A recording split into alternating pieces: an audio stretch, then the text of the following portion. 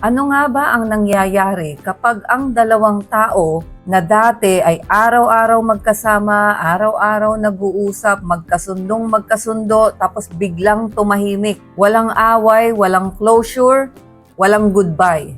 Bigla na lang nawala at habang lumilipas ang mga araw, ganito ang nangyayari.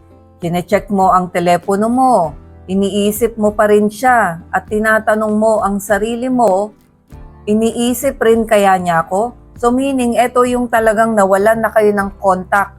Naghiwalay kayo, as in parang ginost nyo ang isa't isa. Umayaw kayo ng walang closure, walang paalam. At ngayon, parehas kayong litong-lito ano ang nangyayari sa inyong dalawa. At syempre, dito pumapasok yung mga pride, yung mga ego, sinong mauuna na kumontak. O kaya naman, ay yung isa ay contact ng contact, yung isa naman ay tahimik na tahimik lang. So dito kasi ang nangyayari, ang katahimikan ay hindi ibig sabihin walang dahilan. Sa totoo lang, itong katahimikan na to, ito ang pinakamaingay na conversation sa relasyon. At ito ang kailangan nyong maintindihan.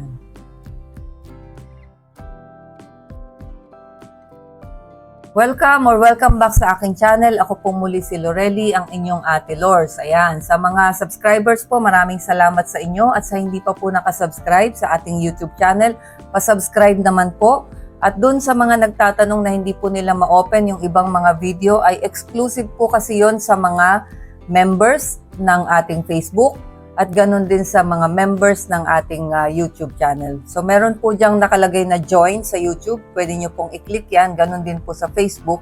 Kung sakali na gusto nyo po talagang ma-view yung ating mga exclusive na content. At kung kayo naman po ay nakakaraos na sa panonood ng aking mga video, kung kayo ay may pinagdadaanan, at kung sakali naman na hindi at kailangan ninyo ng coaching, ako po ay nagpo-provide din ng coaching. Andyan po ang aking email address. Paki-email nyo na lang po ako for more details. Ayan, paano na to? Tumigil na ang communication ninyong dalawa. Karamihan kasi dito, syempre kapag ganyan, tumigil na. Ang iniisip na natin, wala na, tapos na to, move on na siguro. Diba? Wala nang pakialaman. Pero ayon sa psychology, ang silence ay hindi empty. Hindi ito wala lang. Napakaraming ibig sabihin ng silence o yung hindi nyo pagkikibuan o yung paglayo nyo sa bawat isa. Napakaraming ibig sabihin yan sa totoo lang. Andyan ang emotional processing, andyan ang attachment activation, unresolved feelings, at psychological tension. Ang dami, di ba? Tapos pag inisa-isa pa natin yan, maraming ibig sabihin yan. Kaya sa video na to ay pag-uusapan natin, ano ba talaga ang ibig sabihin ng no contact? Yung talagang no contact na kayong dalawa, at bakit iba ang epekto nito sa lalaki at sa babae? At ano naman ang nangyayari psychologically sa katahimikan na to? At paano mo malalaman kung tapos na ba talaga kayo o natatakot lang kayong dalawa na magsimula uli? Ayan, so ang part 1 natin dito, yung katahimikan nga ay hindi ibig sabihin ay empty, walang ibig sabihin. Ang silence kasi ay isang psychological trigger. Trigger ito. Kapag tumigil na kayo ng communication, hindi ibig sabihin yan ay walang nangyayari sa inyo emotionally. Sa totoo lang, mas maraming nangyayari sa isip ng tao kapag tahimik ang relasyon. Bakit? Kasi ang utak natin ay naka-wired for connection. Nawala yung connection na yun. So kapag biglang nawala yung communication, nag-a-alarm yung ating katawan, yung ating nervous system. Kaya normal lang na paulit-ulit mong i-check ang telepono mo, iniisip mo siya gabi-gabi, o parang may kulang sa araw mo. So, ganyan ang nangyayari kapag biglang nawala ang communication. Kasi nawala Nung connected kayo, naka-wire kayong dalawa, as in connected, biglang nawala. So, kaya talagang andun yung pakiramdam natin na check ng check at hindi mapakali. So, hindi siya katahimikan. Diba? Katahimikan lang between the two of you, pero yung bawat isa sa inyo ay talaga namang napakaingay ng inyong emosyon, napakaingay ng inyong isip kung bakit nangyayari ito. At saka syempre, merong unfinished business So syempre, ang nakatatak sa utak mo, merong hindi natapos, merong unfinished case sa completed na situation. Kaya kapag walang closure, paulit-ulit mo siyang iniisip kasi hindi natapos eh. Hindi dahil obsessed ka kaagad ha, kundi dahil naghahanap ka ng ending sa utak mo. Hindi natapos eh. Para kang halimbawa, nanood ka ng nobela na, or ano man tawag dito, yung pinapanood, K-drama, K-pop, K-drama, nanood ka niyan. Halimbawa, kalagitnaan, naputol, nag-brownout halimbawa, so hindi mo na siya mapanood. So, anong mangyayari sa'yo? Di, syempre, isip ka ng isip, ano kaya ang ending nun? Ano kaya mangyayari? So, ganun din yon. So, dito tayo sa part 2. Iba ang epekto ng silence sa bawat tao. Ito, pagtuunan nyo to ng pansin kasi maraming klase ng attachment. So, pag-uusapan natin tungkol sa attachment kasi nakabase dito yung epekto ng silence sa bawat tao. So, kung anong klase ka, dito mo tingnan. So, kung ikaw ay isang anxious attachment, anxious, ito yung takot sa relasyon, ito yung balisa sa relasyon. Ang feeling niya ay hindi secured sa relasyon, ito yung anxious. So, ang attachment mo ay anxious. So, kapag ikaw ay anxious, ang katahimikan ay akala mo, ang feeling mo dyan ay rejection. Kaya madalas, ang anxious ang mahilig maghabol. Sila yung paulit-ulit na magme-message kahit hindi makakuha ng reply. Kasi talagang sila yung habol ng habol, makakuha ng sagot. Sila yung nag-overthinking. Sila yung check ng online status at kung ano na ang nangyayari. At sila yung nagpapanik. Dahil para sa mga anxious na person, ang katahimikan ay parang abandonment. So, ganito na, naghiwalay kayong dalawa nang walang closure. Nag-ignoran kayo. Walang pinag-usapan kung hiwalay kayo or hindi. Kung ikaw ay isang anxious sa relasyon, ganito ang mangyayari sa'yo. Ikaw yung maghahabol. Kasi ang pakiramdam mo, nireject ka at inabandon na ka. So, yan yung anxious. Okay? Punta naman tayo sa avoidant. Kung ikaw naman ay isang avoidant, ito naman yung lumalayo. Kapag na-overwhelm sa isang relasyon, yung parang feeling niya masyadong malaki yung responsibility, o kaya naman nalulunod sa pagmamahal, nalulunod sa sobrang ganda ng relasyon, may ganyan. Ganito ang nangyayari sa avoidant kasi na-overwhelm sila. Karamihan ng avoidant, ito yung may mga trauma nung kanilang kabataan at masyado na nilang pinoprotektahan ang kanilang sarili. O kaya naman may trauma sa mga nakaraang relasyon, kaya pinoprotektahan na nila yung sarili nila. At kapag nakakaramdam sila na masyado na silang nai-in-love or masyado na sila nagiging close, lumalayo sila. So, yun yung avoidant. So, ginagamit nila ang silence para makahinga sila emotionally. At hindi naman yun maintindihan ng isang anxious. So, mangyayari kung ang relasyon ninyo, i-analyze nyo sino ang anxious sa inyo at sino ang avoidant. So, yung avoidant, minsan hindi ibig sabihin na kapag lumayo, hindi ka na mahal. Minsan lumalayo talaga ang avoidant para makahinga emotionally kasi parang na-overwhelm. At lalo na kung meron silang sinet na boundary na ayokong ibigay 100% ang pagmamahal ko dahil nasaktan na ako before. So minsan kapag na-overwhelm na ganyan, lumalayo talaga sila. So kung maintindihan mo lang ang partner mo kung avoidant siya, mas maiintindihan nyo kapag tumatahimik siya o lumalayo siya. Kasi kaya yan lumalayo para ma-regulate yung kanyang emosyon at yung kanyang pag-iisip. Hindi ibig sabihin na hindi ka na mahal. So ito dapat nyong maintindihan kung avoidant yung partner nyo o hindi. So yung isa pang klase, ito yung secure.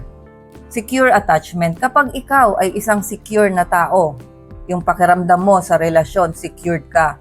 Ang mangyayari naman kapag may silence or naghiwalay kayo ng walang ending, uncomfortable lang sa feeling.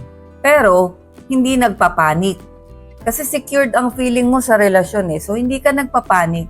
Marunong ka mag-intay at marunong ka makipag-communicate calmly ng mapayapa, ng hindi nakikipag-away. Kasi ang pakiramdam mo, secure ka.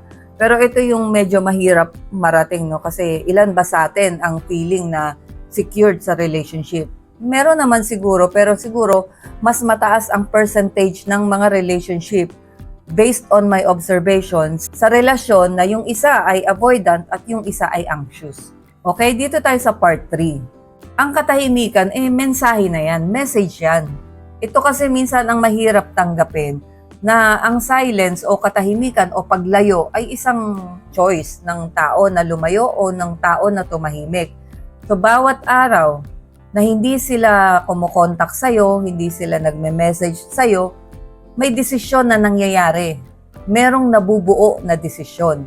At mahalaga na alamin ninyo sa sarili ninyo bakit siya tahimik. Diba? Bakit siya tahimik? At ikaw lang ang makakasagot niyan dahil kayo ang magkarelasyon, ikaw ang makakapag-analyze niyan. Tahimik siya o lumayo siya dahil posible na galit siya, takot siya. Takot siya, ito nga yung kanina yung diniscuss natin kung avoidant yan. Takot magmahal ng todo dahil may trauma nung nakaraan. O naghihintay lang yan na ikaw ang mauna. O naghihil siya sa sakit na naramdaman niya kung ano man meron. O sinusubukan lang niyang mag-move on. So, ikaw ang mag-a-analyze. Maraming possibility bakit siya lumayo, bakit siya tumahimik. So, ikaw mismo ang nakakaalam niyan. Pero madali itong i-identify kung ikaw ay kinilala mong mabuti kung sino ang partner mo. Yun yung palagi kong sinasabi sa mga kababaihan. Ngayon, pati na rin sa mga kalalakihan, kilalanin yung mabuti ang partner nyo. Hindi lang yung, yung itsura, yung kanyang educational background, yung kanyang hobby, personality. Kailangan kilalanin nyo sila the way na nabuhay sila before sa dati nilang relasyon. So, ang aalamin nyo doon ay yung kanyang pattern. Relationship pattern. Ano ba siya before? Bakit sila nag-break nung ex niya? Anong naging relasyon niya doon? Anong pattern niya? Lumalayo ba siya talaga kapag galit siya? Tumatahimik ba siya talaga kapag galit siya? Normal lang ba sa kanya palaging nasa cellphone? Normal lang ba sa kanya na palaging nakikipag-usap sa opposite sex? Yun mga ganun ang kikilalanin nyo. Ano yung normal niya? Para kapag may nangyaring kakaiba, alam mo kaagad ang sagot na normal lang yan sa kanya. Lumayo lang yan at kailangan niya ng space. Normal lang sa kanya yan dahil talagang ganyan ang kanyang behavioral pattern. Ganyan talaga siya. Paano kung hindi mo kilala ang iyong kapartner? Mahihirapan ka. So, kilalanin nyo palagi ang inyong partner, ang kanilang behavioral pattern, ang kanilang relationship history. Alamin nyo yon para mas madali kayong mag-analyze kapag nagkakaroon kayo ng problema. Ayan yung number 4. Bakit hindi mahalaga kung sino dapat ang mauna na mag-message? Kasi maraming tao nagtatanong, sino ba dapat mauna ang mag-message? Yung lalaki o yung babae? Mahalaga dito yung maturity kung paano mo i-approach, hindi yung kung sinong mauuna. Let's say na ikaw na yung magme-message, ikaw yung mauunang mag-message. Imbes na sabihin mo sa kanya, bakit hindi ka nagre-reply sa akin? Bakit ka lumayo? Bakit ka nanahimik? Pwede mong simulan sa message na, hello, naalala lang kita, I hope you're okay. Yung mga ganun. Kasi kapag paatake yung message, sign yun ng isang depression. Pero kung ang message mo ay maayos at nakafocus sa emotion, like naalala lang kita, I hope you are okay. Ito, lumalabas dito, emotional maturity ito. So maganda ang dating. So it's not about sinong mauuna na mag-message nyo. It's about how you will send the message. Pero syempre, hindi rin naman yung, tatadtarin mo ng message. Desperate move na rin yon. So talagang magme-message ka lang kung talagang hindi mo na mapigil yung iyong emosyon, pero ang message mo nga yung hindi pa atake. Okay, yung part 5, absence creates value. Kapag lagi kang available, minsan nasasanay ang tao sa presence mo. Pero kapag nawala ka, doon nila nararamdaman yung absence mo. At minsan doon nila nare-realize na mahalaga ka pala. Kaya hindi laging kalaban ang silence. Minsan, advantage ito. So minsan kapag may katahimikan sa inyong dalawa at nagkahiwalay kayo, minsan advantage to. Kasi yung silence ang nagbibigay ng clarity sa inyong dalawa. Kasi nagkakaroon kayo dito ng realization, nakakapag-isip kayo tungkol sa inyong relasyon. At namimiss nyo ang isa't isa, at ganun din na-analyze nyo kung karapat-dapat ba kayo talaga sa relasyon na yan. So ito yung part 6. Iba ang timeline ng bawat tao. Kaya ito minsan ang dahilan kung bakit marami ang nasasaktan sa no contact. Kasi hindi sabay ang emotional processing ng mga tao. So posible, ikaw ay umiiyak ngayon habang siya naman mukhang okay.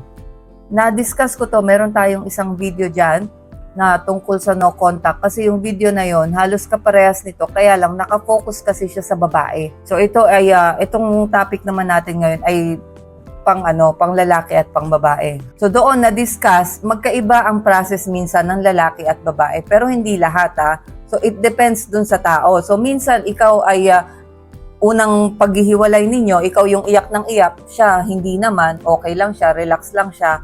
After weeks or after months, tsaka niya mararamdaman yung pagkawala mo, ikaw naman ang pa-move on na. So magkaiba talaga. Lalo na sa avoidant na tao, kung avoidant ka, yung ikaw yung palayo, yung na-discuss natin kanina, ito medyo matagal ang realization dito. So kung ikaw naman yung anxious, ikaw naman yung, yun nga, di ba? Pagkahiwalay pa lang, nagpapanik ka na. Ikaw na yung gusto tawag ng tawag, ikaw yung naghahabol.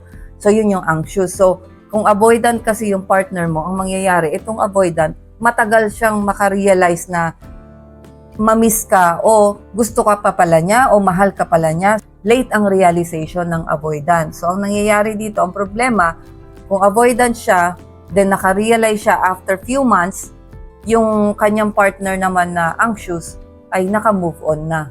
So kung time na babalik siya, naka-move on na tong isa. So kaya hindi minsan nagtutugma. Ito naman, ano ang nararamdaman ng lalaki sa katahimikan na ganito? Ayon sa mga pag-aaral, maraming lalaki ang tumatahimik hindi dahil wala silang pakialam, kundi dahil nagpa-process sila internally. Maraming lalaki kasi ang hindi expressive emotionally, alam natin yan. Lumaki silang bawal maging vulnerable. Kung natatandaan nyo or kung siguro kasi sa generation namin, hindi ko alam kung hanggang ngayon ay ganyan pa rin, na kapag nung bata pa, pagka batang babae ang umiiyak, okay lang. Diba? Aanuhin pa yan, ba't ka umiiyak, huwag kang umiyak. Pero pag batang lalaki ang umiyak, anong sasabihin? Madalas yan, marinig ko yan sa tatay ko. So generation namin ganyan, kalalaki mong tao, umiiyak ka. Hindi dapat umiiyak ang lalaki. So, ganon. So, ang nangyayari sa kanila, parang naging restricted ang pagiging vulnerable nila. Hindi sila basta-basta pwedeng maging vulnerable. Hindi kagaya ng babae. At ang lalaki, hindi lahat, mas sanay sila na tahimik na nag-iisip kaysa magsalita. So, kaya karamihan sa kanila, yung silence ang coping mechanism nila. Doon sila nakaka-recover sa katahimikan. Pagkatapos, kukulitin naman ng partner. Ba't di ka nagsasalita? Di ba?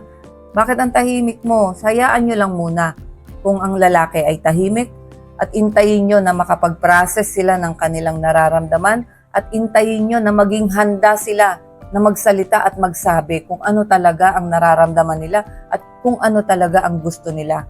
Actually, lalabas kasi talaga yan. After nila mag-isip, after nila mag-realize kung ano talaga ang gusto nila, magsasabi yan sa'yo. Iyon nga lang, sana ay hindi pa huli. So pagdating naman sa babae, anong nararamdaman? Maraming mga babae na yung communication ay equivalent sa connection. Kaya kapag ang babae ay hindi nakakatanggap ng sagot, hindi nakakatanggap ng reply, talagang napakasakit deeply. Talagang malalim na malalim kaagad ang sakit para sa mga babae dahil ang communication ay emotional attachment, ang equivalent sa mga babae.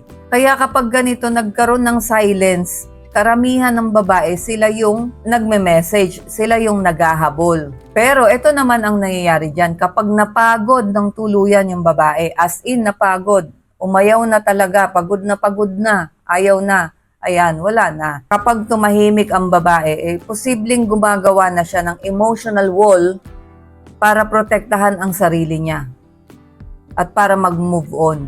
At yun nga, pag talagang umayaw na ang babae, talagang mag-move on yan. Ang problema, kung kailan naka-move on, dun bumabalik yung lalaki at dun nagkakaroon ng challenge yung babae. Eto na, bumabalik, tatanggapin ko ba? Ayan nga yung, di ba? Yung tanong na yan ay kayo lang ang makakasagot niyan dahil kailangan yung i-analyze. Ano ba yung rason niya paglayo? Nagkaroon ng third party. Avoidant ba siya? Kaya siya lumayo? Avoidant dahil may trauma, di ba yung mga pinaliwanag ko kanina. Kailangan niya lang ng space para makapag-isip tapos nag-overthinking ka lang. Kaya napasama. Pero yung ba ngayon ang i-analyze nyo at titingnan ninyo para sa pagdidesisyon ninyo kung tatanggapin nyo pa o hindi. So eto na, yung number 9, yung pride ang madalas sumisira sa connection. Ito talaga, yung pride, yung ego, diba? Ito ang masakit. Minsan, mahal nyo pa ang isa't isa pero parehong nag-iintay. Parehong mataas ang pride, parehong mataas ang ego. Sasabihin na, kung mahal niya ako, dapat siya ang mauna. Dahil dyan sa pride na yan, tumahimik na kayo ng napakahabang panahon hanggang sa unti-unti nang namatay ang connection ninyo at unti-unti na kayo naka-move on at nagkaroon ng opportunity na makakilala ng iba. Kaya namamatay yung connection dahil din minsan sa pride. Ito na, yung part 10, paano malalaman kung permanente na tong silence na to, tong katahimikan na to, tong no contact na to. Ito ang pinakamahirap tanggapin. Kapag permanente na ang katahimikan, nawawala na ang emotional tension. Hindi ka na umaasa, hindi ka na nagche-check ng telepono mo, at hindi ka na nag-iintay. At doon mo marirealize na hindi na siya babalik. Masakit yon. Pero minsan, ayan din ang simula ng kalayaan mo, ng bagong opportunity, ng bagong pag-asa pagdating sa relasyon. At syempre, malaki ang natutunan mo dyan sa relasyon na yan. At sana ay gamitin mo sa susunod mong relasyon. So meaning ganun, malalaman mo kung permanente na talaga yan. Kasi wag ka nang mag-intay ng closure. Kasi pag ganito, no contact nga unfinished business. Kaya asa ka ng asa. So pag ganito, tumagal na siya, humaba na yung panahon nang wala ng contact at nararamdaman mo na parang wala ka nang iniintay, at nararamdaman mo na rin minsan na hindi ka na umaasa, so tanggapin mo na yan. Ikaw na mismo ang magsarado. Huwag ka na mag-intay ng isarado niya kasi hindi yun mangyayari. So ikaw na mismo ang magsarado para maka-move on ka. Kasi yung iba ayaw isarado eh. Meron nagme-message dyan minsan. 8 years na po kaming hiwalay. Babalik pa po ba? Diba? Sinasayang mo yung panahon mo, yung 8 years na yun, umaasa ka pa? Diba, 2 years na po kaming no contact. Babalik pa po ba siya? Mga ganyan. Pag ganyan, huwag niyong sayangin yung panahon at huwag niyong sayangin yung opportunity na pwede niyo pang maranasan sa buhay. Kayo na mismo ang magsarado at mag-move on. So kung ikaw ay nasa ganitong sitwasyon, no contact ang inyong relationship ngayon, hindi ibig sabihin na lahat ng katahimikan ay katapusan na ng relasyon. Minsan, nagpa-process lang talaga yung iyong kapartner o ikaw at nasa healing, nasa may takot dahil avoidant, diba? May pride. So i-analyze nyo yan. Ayun lang, huwag nyong patagalin yung silence na yan. Kung sakali, alam nyo naman, siguro kayo makakaramdam yan. Right timing, after few weeks or after a month, 2 months. Kung kailangan yung kayo ang mauna, why not?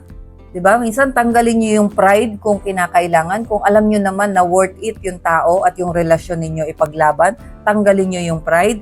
Kayo ang mauna na mag-message at yung message nyo ay hindi pa atake ha. Dapat ay yung kanina na pinag-usapan natin, daanin nyo sa emotional maturity, hindi sa depression, hindi sa pagka-desperado o desperada na pagme-message. At wag nyo na rin tanungin ng sarili nyo kapag may no contact na ganito, kung nami-miss niya kaya ako.